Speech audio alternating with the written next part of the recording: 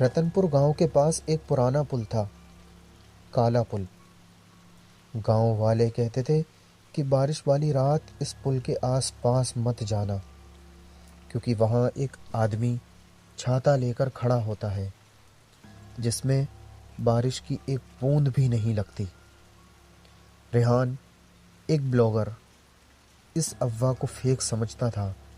एक दिन उसने सोचा कि मैं कल रात इस अफवाह को रिकॉर्ड करूंगा और अपने चैनल पर डालूंगा, तो मेरे व्यूज़ बारिश की तरह बरसने लगेंगे। वो रात 1:50, काली आंधी, बिजली चमक रही। रेहान अपना कैमरा ऑन करके पुल की तरफ चला। पुल के बीच पहुंचते ही उसे एक पतला सा आदमी दिखाई दिया, जो ग्रीन शर्ट और हाथ में बहुत पुराना छाता लिए खड़ा था। और उसके छाते से पानी फिसलकर नीचे गिर रहा था, लेकिन उसके ऊपर एक बूंद तक नहीं। रेहान ने पुकारा, भाई, क्या कर रहे हो? आदमी ने जैसे ही धीरे से अपना चेहरा उठाया, तो रेहान देखता है कि उसकी आंखें बिल्कुल सफेद थीं और बिना पुतली के। बस रेहान का दिल जम गया। आदमी ने हल्का सा छाता झुकाया और धीरी आवाज में बोला, लो, छाता रख लो, वरना भीग जाओगे। उसके बोलते ही हवा रुक गई, बारिश थम गई। रेहान भागने ही वाला था कि उस आदमी ने छाता सीधा रेहान के सर पर रख दिया। बस फिर रेहान को कुछ याद नहीं रहा। रेहान का एक दोस्त समीर उसे तलाश कर रहा था। उसे तलाश करते करते वो उस पुल के पास पहुंचा, और पुल के पास उसे सिर्फ रेहान का कैमरा और वही छाता मिला। कैमरा तो ऑन था, लेकिन वीडियो करप्ट थी और सिर्फ एक फ्रेम क्लियर था, जिसमें रेहान का चेहरा और उसके पीछे खड़ा छाते वाला आदमी बस एक ब्लैक शैडो के रूप में। समीर ने जैसे ही छाता उठाया, एक ठंडी सी हवा उसके कान के पास से गुजरी। मुझे घर ले चलो। समीर हवा को इग्नोर करके छाता ले गया। घर पहुंचते ही अजीब अजीब चीजें होने लगी, जैसे कमरे में बारिश की आवाज पर पानी नहीं।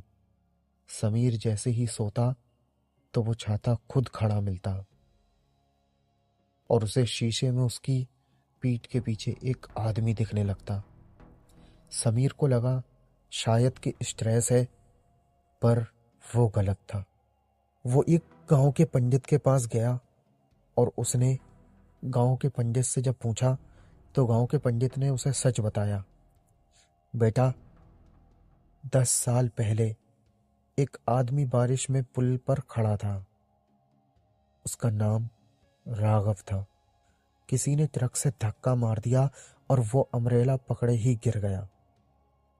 पानी उस पर गिरा ही नहीं उसकी मौत के बाद भी, और अब वो जिस इंसान को अमरेला देता है उसकी जान ले लेता है। समीर ने जैसे ही ये सब सुना, तो समीर के पैर थर थर कांपने लगे। पंडित ने उसे वार्निंग दी कि छाते को पुल पर वापस रख दो, वरना तुम वो अगला इंसान बन जाओगे जिसके ऊपर बारिश नहीं गिरती। समीर रात को पुल पर छाता रखने गया। 1:59 हो रहे थे। वो पुल बिल्कुल खामोश, सिर्फ एक आदमी खड़ा, वही ग्रीन शर्ट में। बोला, छाता दे दो, तुम लेट हो गए हो। आदमी मुस्कुरा रहा था, लेकिन उसके होंठ फटे हुए और दांत बाहर थे। समीर ने डर के मारे छाता फेंका, पर छाता आंखों के सामने हवा में रुक गया, जैसे किसी ने पकड़ा हो। फिर वो आदमी समीर के बिल्कुल पास आ गया और बोला, तुम्हें पता है, रेहान जिंदा नहीं, और अब तुम भी नहीं बचोगे। उस आदमी ने अपनी सफेद आंखों से समीर की आंखों में झांका। उसी वक्त एक फ्लैश लाइट चमकी। रेहान जिंदा पुल पर खड़ा था, पर उसके ऊपर भी बारिश की एक बूंद नहीं गिर रही थी। समीर चीख पड़ा, रेहान, तू जिंदा है? रेहान मुस्कुराया। उसकी मुस्कुराहट कुछ और ही थी। बोला, मैं वापस आया नहीं समीर, मैं छाते वाला भूत बन चुका हूं।